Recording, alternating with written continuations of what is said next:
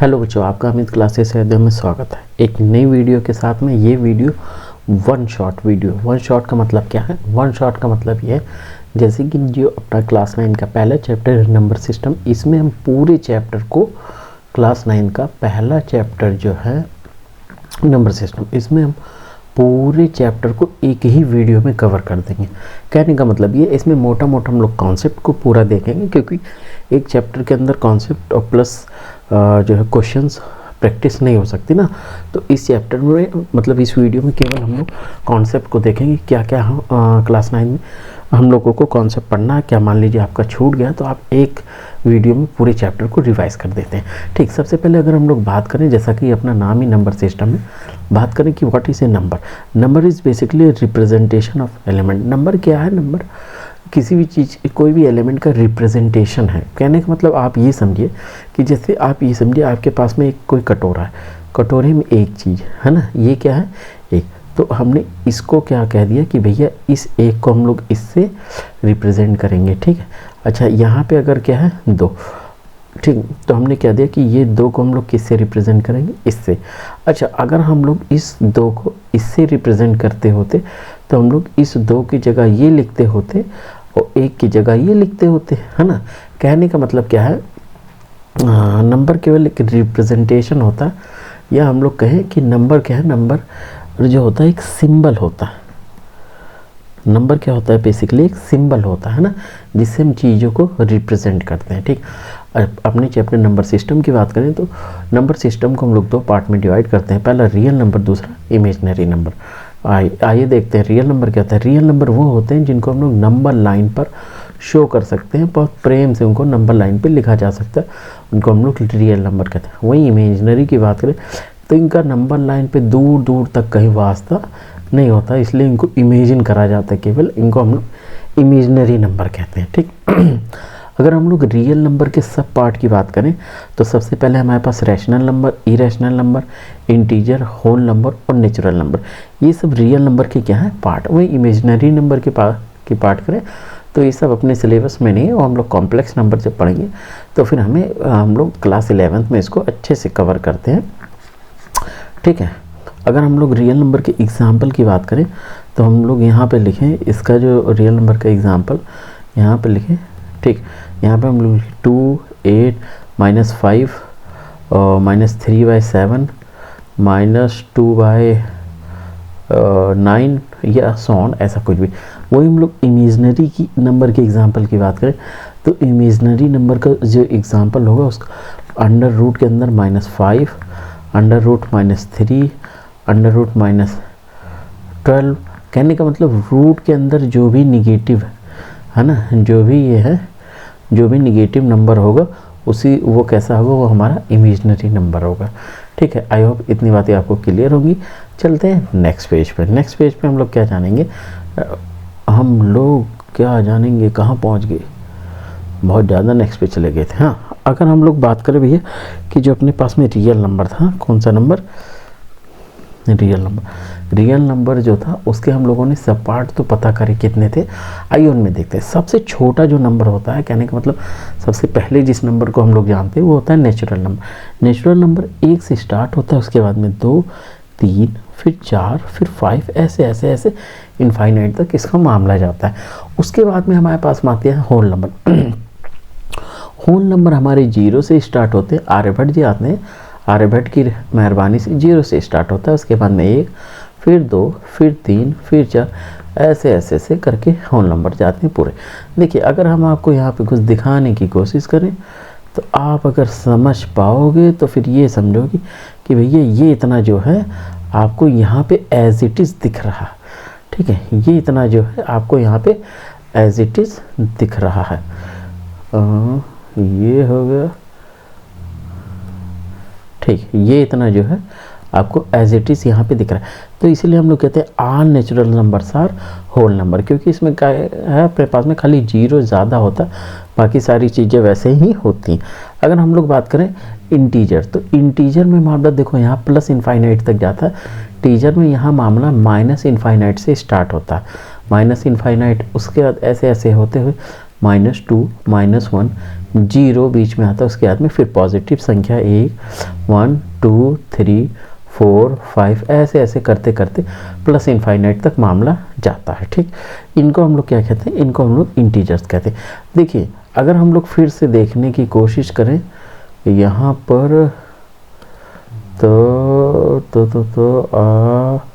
लिए देखो, अगर रेड कलर ले तो देखो ये जो यहाँ से इतना जो पोर्शन है, इतना, एक मिनट बच्चा हम थोड़ा सा, ये देखो इतना जो पोर्शन है आपका, इतना, क्या इतना पोर्शन इस पूरे नंबर में आ गया? बिल्कुल आ गया, है ना भाई। देखो यहाँ मामला 0 से स्टार्ट हो और यहाँ 0 से हो गया, तो इसीलिए हम लोग कहते हैं all whole numbers are integer. ठीक, उसके बाद में ऑल नहीं, इंटीजर को इसी ऐसे ही हम लोग क्या कहेंगे, रैशनल नंबर। अगर हम लोग रैशनल नंबर की बात करें तो 9th में ये अपना मेजर पोर्शन इसी पे एक सारा खेल है, रैशनल नंबर। रैशनल नंबर क्या होते हैं? वे नंबर जिनको हम p/q के रूप में लिख सकते हैं, वे रैशनल नंबर कहलाते हैं। बस ये नहीं है, एक चीज़ और है, p और q दोनों कैसे होने चाहिए? दोनों इंटीजर होने चाहिए। i मतलब क्या हो गया? i मतलब हो गया इंटीजर, ये वाले, है ना।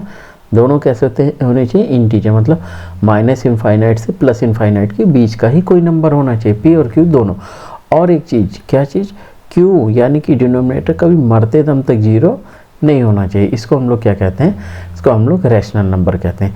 अच्छा, आपसे बात करें रैशनल नंबर और प्लस इरेशनल नंबर, दोनों मिलकर जो नंबर कहलाते हैं उसी को हम लोग क्या कहते हैं? उसी को हम लोग रियल नंबर कहते हैं। इरेशनल नंबर क्या है उसकी बातें अभी हम लोग आगे करेंगे नेक्स्ट। ठीक है, अगर आपसे कह दिया गया कि अब हम लोग रैशनल नंबर को पढ़ ही रहे हैं तो रैशनल नंबर पे थोड़ा सा गहराई में चलते हैं। सबसे पहले अपने पास how to find rational number between two rational number. मान लीजिए अपने पास में एक रैशनल नंबर दिया है, ठीक है, मतलब 2 and 4, ठीक है, दो रैशनल नंबर दिए हैं, पहला कौन सा है 2, दूसरा कौन सा है 4। इनके बीच में हमें जो है क्या निकालना है? हमें जो है एक रैशनल नंबर निकालना है। तो फिर हम लोग कैसे निकालेंगे? देखिए इसके दो मेथड है। पहला मेथड को हम लोग कहते हैं एवरेज मेथड, ठीक है, ये आपके क्लास मतलब एनसीईआरटी में भी दिया है। एवरेज मेथड में क्या होता है? जैसे पहले नंबर को हम लोग x मानते हैं, दूसरे नंबर को y, तो दोनों का सम करके अपॉन 2 कर लेते हैं, ये हमारे पास में एवरेज मेथड हो गया। ठीक है, अगर हम लोग इससे निकालें तो इससे हम लोग क्या लिख सकते हैं? 2 + 4/2, मतलब 4 और 2 6, 6/2, इसको डिवाइड कर 3, और 3 इन दोनों के बीच में लाई करेगा, और 3 कैसा है? 3 हमारा एक रैशनल नंबर है। तो ये मेथड हो गया। दूसरा कौन सा मेथड होगा? दूसरा मेथड ये हो गया कि भैया इसको 2 और 4 को यहाँ पे ऐसे अगर हम लोग इसको मिटोए, एक मिनट बच्चा, बस देखिए ऐसे सुंदर सी अगर एक प्यारी सी जीवधारी लाइन खींचे, और लाइन खींचने के बाद में, है ना, लाइन खींचने के बाद में यहाँ कहीं जो है, यहाँ, अरे यार कहीं नहीं, हाँ, यहाँ पे हम लोग 0 लिखें, फिर यहाँ पे 1, फिर यहाँ पे 2, यहाँ पे 3, यहाँ पे 4, और यहाँ पे 5, और यहाँ पे 6। हमें किसकी बात है? हमारे 2 और 4 की बात हो रही, मतलब अपना 2 यहाँ पे है और 4 कहाँ पे है? 4 यहाँ पे। इन दोनों के बीच में जो भी नंबर्स होंगे वो यहाँ पे क्या हो जाएंगे? 3, जैसे आपको दिख रहा है ऊपर भी हमने निकाला। ये हमारा हो गया दूसरा मेथड। ठीक है, चलिए इससे रिलेटेड और एक दो बात करते हैं। ठीक, फिर हम लोग इससे रिलेटेड एक दो प्रैक्टिस भी करते हैं कि हाँ एकदम ऐसा नहीं है कि बिल्कुल प्रैक्टिस नहीं करना, कॉन्सेप्ट को सीखते हुए भी प्रैक्टिस करेंगे। जैसे आपके पास में क्वेश्चन दे दिया गया है ना कि फाइंड 5, मार्कर को हम थोड़ा सा पतला कर लेते हैं क्योंकि भाई साहब जो है ज़्यादा हैवी हो रहा है ना। Find 5 rational number between 2/7 and 5/7। ठीक है, अच्छा अगर हम लोग इसकी बात करें कि 5 रैशनल नंबर हमें बताना है 2/7 और 5/7 की, तब हम क्या करेंगे? सबसे पहले हम लोग इन दोनों को लिख लेंगे। यहाँ पे क्या लिखेंगे? यहाँ पे 2/7 लिखेंगे और यहाँ पे 5/7 लिखेंगे। देखिए मित्रों, यानी कि मेरे बच्चों, यहाँ क्या है? डिनोमिनेटर दोनों का सेम है, तो इनके बीच में देखेंगे डिफरेंस कितना? डिफरेंस 3 का है। इसके भी कई मेथड होते हैं, पर जो मेथड हम आपको एक ही बताएंगे, सबसे आसान और सबसे प्यारा मेथड होगा, ठीक है। इसमें डिफरेंस कितने का है 3, मतलब 3 तो हमें रैशनल नंबर मिल रहे हैं, पर हमें चाहिए कितने, हमें 5 चाहिए। तो हम लोग इसके लिए इसको क्या करेंगे, ऊपर नीचे इसमें 10/10 से मल्टीप्लाई और इसमें भी 10/10 से मल्टीप्लाई। अब ये कितना हो गया 20/70 हो गया और ये कितना हो गया 50/70 हो गया। इसके बीच में 21/70 से लेकर 49/70 तक जितने भी नंबर हैं सारे रैशनल नंबर हैं, और जो भी 5 आपको पसंद है वो 5 आप आंसर में लिख सकते हैं, ठीक है ना, समझ गए। अच्छा, ये कब बात हुई, जब आपका जो डिनोमिनेटर है यानी कि न्यूमरेटर अपॉन डिनोमिनेटर कैसे हो, डिनोमिनेटर अपने पास में सेम हो, ठीक। अगर डिनोमिनेटर सेम नहीं होगा तब क्या होगा, चलिए देखते हैं। हाँ, एक पेज है अपने पास में। अगर डिनोमिनेटर सेम ना हो तब फिर क्या होगा, जैसे हम लोग एक क्वेश्चन ले लेते हैं, है ना, कि फाइंड कितना 8 रैशनल नंबर बिटवीन 5/3 एंड 2/7, ठीक। 5/3 ये इसको 2/5 कर लेते हैं, ठीक है, 5/3 एंड 2/5। अब हम लोग क्या करेंगे, अब बहुत सिंपल है, कुछ नहीं करना, ठीक है। कहने का मतलब इसको लिख लो, ये कितना 5/3, इसको भी लिख लो, ये कितना 2/5। देखो हमें क्या करना है, हमें केवल एक काम करना है, ये जो ये है, और एक कहाँ के पेन, अब भाई साहब कुछ ज़्यादा लाइट हो गया का, रुको फिर से हमें जो कोई कलर और तगड़ा हो जाता। यहाँ कितना था 3। हाँ, हमें क्या करना, हमें ये करना है कि अगर हम एक लाइट कलर से देखें तो ये जो है ये इसके डिनोमिनेटर से यहाँ ऊपर नीचे मल्टीप्लाई करा और इसके डिनोमिनेटर से यहाँ ऊपर नीचे मल्टीप्लाई करा। कहने का मतलब 5/3 मल्टीप्लाइड बाय 5/5, एक ये हो गया, और दूसरा 2/5 मल्टीप्लाइड बाय 3/3। देखिए ये कितना हो गया हमारे पास में 15 है ना, सॉरी ये हमारे पास में कितना हो गया, ये हमारे पास में 25/15 हो गया, ठीक। और ये हमारे पास कितना हो 3 2 6/15 हो गया।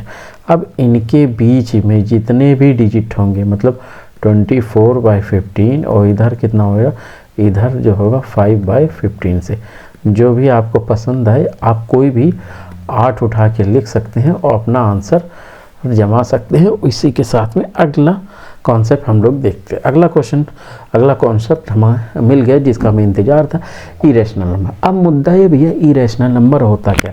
देखिए इरेशनल नंबर वो नंबर्स होते हैं जो p/q के फॉर्मेट में नहीं लिखे जाते हैं ना, इनको p/q के फॉर्मेट में नहीं लिखते हैं। वही हम लोग और कुछ बात करें कि इरेशनल को मान लो चलो हम p/q के फॉर्मेट में नहीं लिखते, और कुछ भी होता है क्या,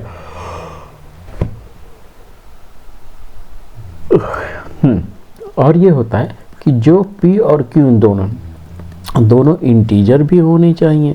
इंटीजर क्या होता है अभी हम लोग पढ़े, मतलब माइनस इनफाइनाइट से 0 से होते हुई गाड़ी अपनी प्लस इनफाइनाइट तक जानी चाहिए, दोनों इंटीजर भी होने चाहिए। उसी के साथ में हम लोग और बात करें तो पी क्यू इंटीजर हो गए p/q के फॉर्म, और q कभी मरते दम तक 0 नहीं होना चाहिए। ये क्या होता है, ये इरेशनल की कहानी होती है। तो आप कह सकते कोई एक अच्छा सा एग्जांपल बता दो इरेशनल का।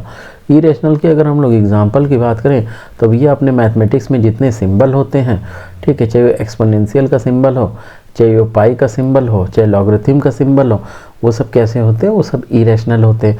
वही हम लोग अपने बात के रूट के अंदर, जैसे √2 की वैल्यू अपने पास में क्या होगी 1.414, ऐसे √3 की वैल्यू अपने पास में 1.732, ऐसे ये सारे नंबर्स भी कैसे होते हैं, ये सारे नंबर भी इरेशनल नंबर होते हैं। इसी के साथ में चलते हैं नेक्स्ट पेज पर अपने।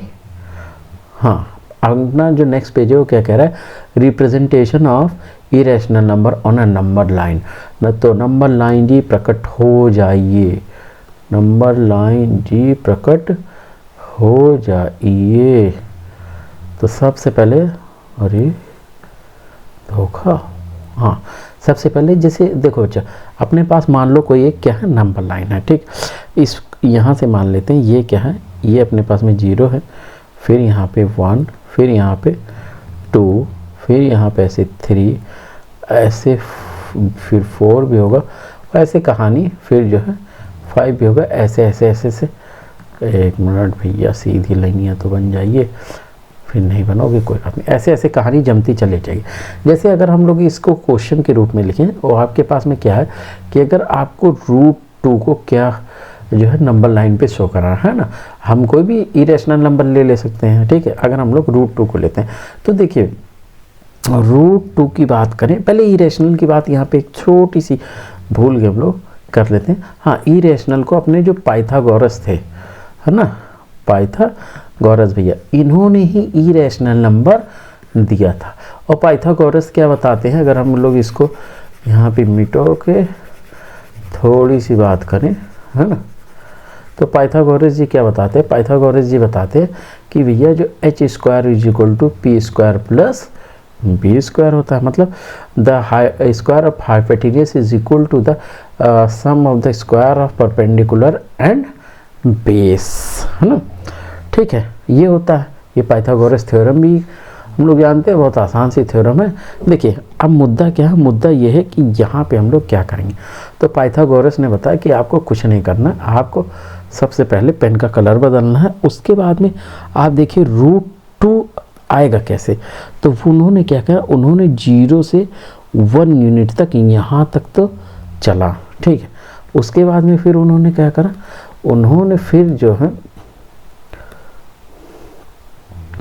फिर उन्होंने यहाँ से 1 से लेकर 1 यूनिट कहाँ तक गए, ऊपर तक गए, ठीक। फिर उन्होंने क्या करा, उन्होंने करा कि यहाँ अपने पास में कंपास रखे, कंपास की जो नीडल है उसको कहाँ रखे, उसको यहाँ 0 पर रखे, और जो उसकी पेंसिल है, पेंसिल को यहाँ पे रखा, और यहाँ से रख के एक ऐसा आर्क खींचा, और ये जो आर्क है ये जाकर यहाँ कहीं, मतलब ऐसा ना बच्चा, यहाँ कहीं गिरा, ठीक है। तो ये जो डिस्टेंस हुई कहाँ से कहाँ तक, अगर हम लोग आपको इसके सहारे दिखाएं तो यहाँ से यहाँ तक की जो डिस्टेंस हुई, इसी को हम लोग क्या कहते हैं, इसी को हम लोग √2 कहते हैं, समझे, ठीक है। अच्छा, ये निकली कैसे, उन्होंने कहा कि भैया ये कितनी यूनिट है, 1 यूनिट, और ये भी कितनी यूनिट है, 1 यूनिट, और जो हमने ये जोड़ा है, ये इसका क्या हो गया, ये इसका हाइपोटेन्यूस हो गया, ये इसका परपेंडिकुलर हो गया, और ये उसका क्या हो गया, बेस हो गया, ठीक है। फिर इन्होंने हाइपोटेन्यूस कैसे निकाला, इन्होंने जो हाइपोटेन्यूस निकाला है वो h² = p² + b² से निकाला, है ना। इनके पास परपेंडिकुलर कितना था, 1, तो h² = 1² और प्लस बेस भी कितना था, 1 है भाई, ये है ना, ठीक है, 1² + 1², तो यहाँ से h² = 1 का स्क्वायर 1 और प्लस 1 का स्क्वायर 1, है ना। तो यहाँ से हम लोग बात करें h² = 1 + 1 2, h = कितना आ गया, √2। इतनी डिस्टेंस कितनी आई थी उनकी, √2। फिर मुद्दा ये हुआ कि हाँ, यहाँ से यहाँ तक की डिस्टेंस √2 है, और ये हवा में है, हमें नंबर लाइन पे चाहिए, तो इन्होंने यहाँ पे कंपास की क्या रखी, नीडल, नीडल मतलब जो चुभने वाला भाग होता है वो ध्यान देना, और यहाँ पे क्या रखा, यहाँ पे पेंसिल रख के और ऐसे एक तो मार दिया लक से, यहाँ पे जहाँ भी पॉइंट गिरा इसी डिस्टेंस को उन्होंने क्या कहा कि नाप लो कितना है, √2। √2 का मतलब 1.414, ऐसे ऐसे डॉट डॉट डॉट होता है, ठीक। आई होप आपको ये बात समझ में आएगी होगी कि ऐसे हम लोग √3 को भी डिनोट कर सकते हैं, √5 को, और जो है √7 को, कई को भी √3.3, मतलब जो भी होगा इसी तरीके से हम लोग डिनोट कर लेंगे। चलते हैं नेक्स्ट पेज पे, ठीक है। बहुत खूब, नेक्स्ट पेज अपना है डेसिमल एक्सपेंशन, ठीक है। देखो भैया, अब डेसिमल एक्सपेंशन क्या होता है, डेसिमल का खेल होने वाला। डेसिमल एक्सपेंशन की बात करें तो डेसिमल 3 तरीके के हमारे सिलेबस में, एक टर्मिनेटिंग, दूसरा नॉन टर्मिनेटिंग बट रिपीटिंग, तीसरा non terminating and non repeating. ये टर्मिनेटिंग भाई साहब का यहाँ पे अगर हम लोग छोटा सा एक एग्जाम्पल लिखें अपने पेन की थिकनेस कम करके, तो यहाँ पे हम लोग लिख सकते हैं 2.53, ठीक है। इसका एग्जाम्पल लिखें तो इसका एग्जाम्पल हम लोग लिख सकते हैं, कितना लिख सकते हैं, 3.333333, ऐसे ऐसे ऐसे ऐसे स्टार्ट हो गया, ठीक है। इसका एग्जाम्पल हम लोग लिखें तो इसका एग्जाम्पल हम लोग 1.414285414256 7283589 ऐसे ऐसे करके पता नहीं कहाँ तक जाएगा मामला। ठीक, अब मुद्दा ये है कि भैया कुछ समझ में नहीं है टर्मिनेटिंग क्या होता है, नॉन टर्मिनेटिंग और ये सब। देखो अगर हम लोग बात करें पहला, यानी कि ये अपने पास में पहला, ये अपने पास में दूसरा है, अपने पहला यानी कि टर्मिनेटिंग। टर्मिनेटिंग का मतलब क्या है, डेसिमल के कुछ स्टेप बाद क्या हो जाए मामला, स्टॉप हो जाए। जहाँ जैसे यहाँ पे हमने देखा ये क्या है, डेसिमल, डेसिमल के एक और एक कितना, ये हो गया 2 स्टेप है ना, 2 स्टेप तक चला, 2 स्टेप बाद क्या हो गया मामला, शांत हो गया। इसको हम लोग क्या कहते हैं, मतलब 2 डिजिट, 3 डिजिट, 4 डिजिट, 8, कोई फिक्स नहीं, 2 डिजिट ही चले या 5 डिजिट चले, जितना भी चल के पूरी संख्या डिवाइड हो गई और उसके बाद में हम पॉइंट में आगे नहीं बढ़े, उसे हम लोग क्या कहते हैं, टर्मिनेटिंग कहते हैं। वही नॉन टर्मिनेटिंग बट रिपीटिंग, ध्यान से देखना, नॉन टर्मिनेटिंग अगर हम लोग दूसरे की बात करें, ठीक है, तो नॉन टर्मिनेटिंग मतलब डेसिमल के कुछ स्टेप बाद भी जो है कॉन्टिन्यू रहेगा, है ना, कैसा रहेगा, कॉन्टिन्यू रहेगा। बट रिपीटिंग, रिपीट भी हो रहा मामला, जैसे ये देखो 3.3 यहाँ है, फिर 3, फिर 3, फिर 3, फिर 3, फिर 3, फिर ऐसे ऐसे ऐसे से मामला एकदम चलता चला गया। इन्होंने क्या कहा, इन्होंने कहा कि ये नॉन टर्मिनेटिंग बट रिपीटिंग है। कहने का मतलब है डेसिमल के बाद में कुछ स्टेप तक जा तो रहा है और कहीं रुक नहीं रहा, चलता चला जा रहा है। और कैसे जा रहा है कि रिपीट होते जा रहा है, मतलब जो है एक चेन में जा रहा है, जो चीज़ आगे आ रही फिर उसके बाद में आ रही, फिर उसके बाद में फिर ऐसे ऐसे रिपीट हो रही। वही हम लोग तीसरे की बात करें तो तीसरा हमारे पास में क्या है, तीसरा हमारे पास में होता है non terminating and non repeating. कहने का मतलब जैसे डेसिमल है, डेसिमल के बाद में कुछ स्टेप बाद में ना तो वो टर्मिनेट हो रहा है, मतलब ना तो स्टॉप हो रहा है, ना तो रिपीट हो रहा है, कंटिन्यू होता चला जा रहा है। जैसे आप ये देख सकते हैं, है ना, 1 यहाँ पे पॉइंट देखो 4-1, आपने सोचा कहीं रिपीट होगा, यहाँ रिपीट होगा, पर इसके बाद में 4-2 है, यहाँ भी 4-2 है, चलो बात बन गई। फिर इसके बाद में 8 है, यहाँ 7 है, नहीं रिपीट हो रहा। ऐसे आप पूरा देख लीजिए, लिखते हुए 10-12 पेज भर लोगे पर ये कहीं रिपीट नहीं होगा। इसको हम लोग नॉन टर्मिनेटिंग बट रिपीटिंग ही कहते हैं। ठीक, अगर हम लोग प्रैक्टिस सेशन में देखें तो 1 मिनट, अगर हम एक आध पेज आगे बढ़ें, ठीक है, देखिए जो प्रैक्टिस सेशन में है इसमें हमें क्या देखना, इसमें हमें ये देखना कि जो अपने पास में डेसिमल होता है, ठीक, उसको हम लोग कैसे फ्रैक्शन में कन्वर्ट करते हैं, डेसिमल को कैसे फ्रैक्शन में कन्वर्ट करते हैं। जैसे देखो जो आपने क्लास में पूछा जाता है वो सबसे ज़्यादा टर्मिनेटिंग यानी कि दूसरे नंबर वाला टर्मिनेटिंग बट रिपीटिंग, है ना, ये होगा नॉन टर्मिनेटिंग बट रिपीटिंग ही सबसे ज़्यादा पूछा जाता है। जैसे हम लोग आपसे एक एग्जांपल अपने पास में अगर मान लो लिखा हुआ है, फिर से लिख दे, अगर मान लो अपने पास में कोई एग्जांपल लिखा है 1.3333, ठीक, आपको कह रहा है इसको किस में चेंज करो, आप इसको फ्रैक्शन में चेंज करो। तो हम लोग सबसे पहले x इक्वल टू क्या लिखेंगे, 1.3333 डॉट डॉट डॉट, ठीक। आप हमें ये देखना कितना डिजिट रिपीट हो रहा है, कितना डिजिट रिपीट हो रहा है। तो हम देख रहे हैं भैया एक डिजिट रिपीट हो रहा है, ये सब कितना, 1। तो हम लोग कितने से गुणा कर देंगे, जितना रिपीट हो रहा है उतने 0 से, जैसे 1 तो 10 से, 2 डिजिट होता तो 100 से 3000। तो इधर कितना हो जाएगा, इधर पहले इसको क्या मान लेंगे, इसको इक्वेशन नंबर फर्स्ट मान लेंगे, फिर हम लोग 10x से 10x इज इक्वल टू कितना हो जाएगा, देखिए 10 से भी मल्टीप्लाई करने पे डेसिमल खिसक के यहाँ हो जाएगा 13.333333 ऐसे ऐसे क्वेश्चन नंबर सेकंड। अब इसको सेकंड वाले में से फर्स्ट को क्या कर देंगे, माइनस कर देंगे, ठीक है। जब फर्स्ट को यहाँ लिखेंगे तो x इज इक्वल टू कितना हो जाएगा, x इज इक्वल टू हमारे पास में 1.333333। हम क्या देख रहे हैं, हम ये देख रहे हैं कि भैया डेसिमल के बाद वाली सारी डिजिट कैसी आ रही हैं, सेम आ रही हैं। तो फिर हम लोग क्या करेंगे, हम लोग इसमें से -9 हो गया और इसके बाद में देखिए सारी डिजिट कैसी सेम, तो ये तो कट के 0 और 3 में से 1 गया, ये बचा 2 और ये कितना आ गया 1, यहाँ पे कितना था 9x। तो ये होगा 9x is equal to 12, x is equal to 12/9। ठीक है, अगर 3 के टेबल से हम लोग इसको थोड़ा सा सिंप्लीफाई कर दे तो 3 3 जा 9 और 3 4 जा 12, x इज इक्वल टू 4/3 इसका क्या हो जाएगा, फ्रैक्शन हो जाएगा। समझ रहे हो ना। इस हिसाब से हम लोग क्या कर सकते हैं, इसी हिसाब से हम लोग जो है चेंज कर सकते हैं डेसिमल से फ्रैक्शन में। ठीक, अगर थोड़ी सी आसान क्वेश्चन की बात करें हम लोग, ठीक, जैसे मान लो अपने पास में है, चेंज करिए कि पहला अपने पास में 1.25, ठीक, दूसरा क्वेश्चन है अपने पास में 2.25, ठीक, तीसरा क्वेश्चन है अपने पास में 1.4। ठीक, तो पहले को हम लोग कैसे सॉल्व करेंगे, ये बहुत सिंपल है। पहले को इसको आप पॉज करके आराम से सॉल्व करें। देखो ये क्या है 1.25, तो यहाँ पे हम लोग डेसिमल हटाएंगे, यहाँ पे 0 बढ़ाएंगे, ये अपने पास में कितना हो गया 125/100 हो गया।